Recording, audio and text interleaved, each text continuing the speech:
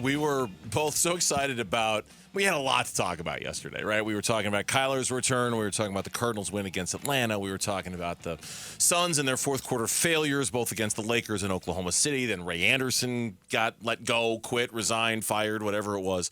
We had a busy day yesterday. At no point during yesterday's show, not one time, did we talk about Kyler's return in the context of, hey, what does this mean for draft positioning? Hey, what does this mean for where they're picking? Hey, what does this mean for, what does this mean for Caleb? We were, and I think that's a good thing, to be honest with you. I think it's good that we were so distracted by the win and how well he played and how good they looked that at no point, now I'm not saying the other shows, and I don't know if the other shows did the same thing or not. I'm just saying us here, we were so distracted by the game and the performance. We never once had a conversation about, hey, what does it mean? What are they going to do? Who are they going to pick? How does, none of that stuff. Kyler Murray's a good quarterback, and we all kind of agreed going through this that the best scenario is that he plays well because it gives you the options to either keep him or trade him. He plays well is the best option.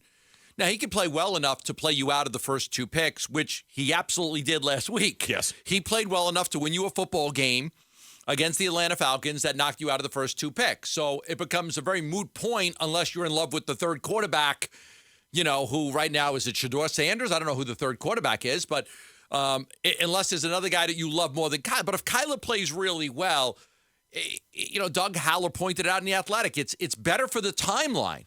You're Monty Ossenfort, and you're armed with all these draft picks, and you've got two in the first round that you can address issues with. Maybe you get a cornerback. They need a cornerback. They need a defensive lineman. They need a wide receiver. They need a running back. They need another offensive lineman. If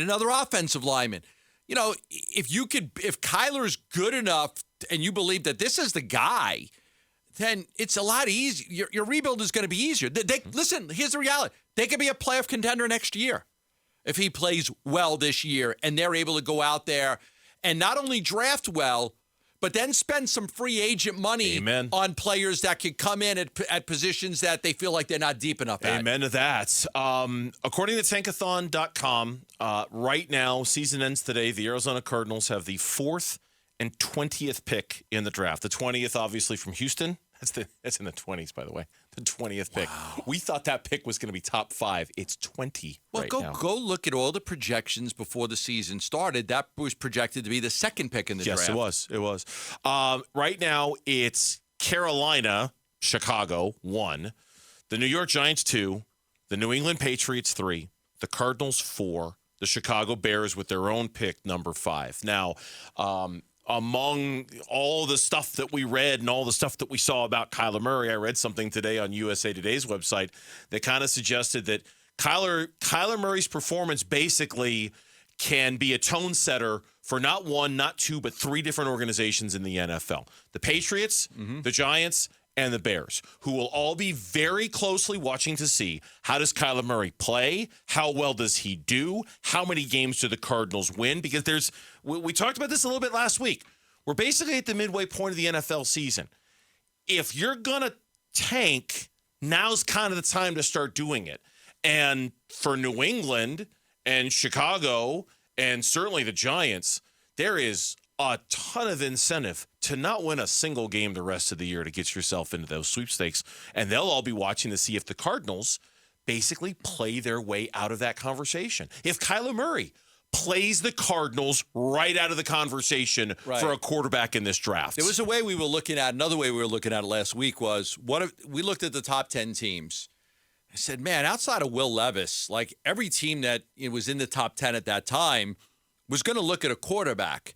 And the teams that weren't going to get 1 or 2, if Kyler played well, good but not great, maybe those teams would trade for Kyler Murray.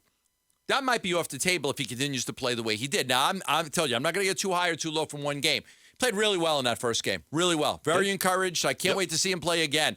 If he continues that, then that's off the table. There is you're not trading. If you're the 7th, 8th, or 9th team in the draft and you need a quarterback, you're not going to be able to trade for Kyler Murray. It's not going to happen. So that becomes off the table. So then you really focus on the teams that are really bad: the Patriots, the Giants, the Bears, and you start to look at what they're going to do, and you look at the top 2 picks, and they're going to be Caleb Williams and Drake May. And you figure out, what do I need to do to get into that top two? The Giants and the Patriots. Like, if you're the Bears right now, you're sitting pretty. Sitting pretty. You're sitting great. Carolina's freaking terrible. They're terrible. Like, they're really bad. Now, they have no incentive to lose. None. Their incentive is to win, but they're so bad they can't win. Mm-hmm. Like, they're so bad. Like, they have no incentive to. Like, the Texans, they have no incentive to win. Yeah. Because, well, they have no incentive to lose. They have no incentive to lose because the Cardinals have their pick. Yeah. Well, but they're good enough to win. I was going to say the equation's now totally changed in Houston. They're thinking about a playoff spot. They've got Jacksonville coming. Carolina's got no incentive to lose, but they're so bad they can't win football games. I mean, look, all these teams, the Giants have one more year of guaranteed money with Daniel Jones. They can get off that contract if they want. If they want to draft a quarterback, they can.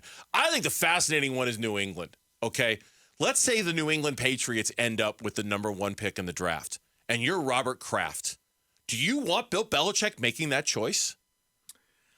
I think for a long time there was always is it Belichick or is it Brady? And then as we've seen the struggle, Brady won a Super Bowl without Bill, and then Bill hasn't been able to have success without Brady. And I think more importantly is the Belichick coaching tree. All of these coaches that were under Belichick have gone and failed. Yeah. Like a ton of them. I think you got to start thinking that like it was a lot more Brady than it was Bill. Well, I think if I'm Robert Kraft, I'm thinking to myself, I don't know how much longer Bill Belichick's going to be my coach. And if I think that Bill Belichick's not going to be my coach that much longer, I'm not going to let him choose who the franchise quarterback is going to be. I'm not going to let him dictate who the number 1 overall player is, because Bill might want to trade it. He might want to move down. He might, all of those things. That is maybe the most fascinating offseason dynamic to watch when we get there in the NFL. He'd be 72 years old next year. He's not going to be there much longer. At the way things are going with the way they're playing, I either he's going to quote unquote retire, or he's actually going to retire, or he's going to be nudged out to do something. I think at some point, something doesn't change very, very quickly. I don't think Bill Belichick's going to be there much longer, especially if the Patriots end up with the number 1 pick. But the Cardinals have made it abundantly clear through the way they've played and the way they've handled the Kyler Murray situation, they are not in that game. They are not in the New England, Chicago, New York Giants game of, hey, let's get the best draft pick we possibly can. No, they never were. If the Cardinals play their way out of it, so be it. They play their way out of it. I remember before the season started, man, every radio hit that I did with NFL radio and WFAN in New York and ESPN radio, and the Cardinals are tanking, right? No, they're not tanking. No. They're trying to rebuild the right way, but they're not tanking.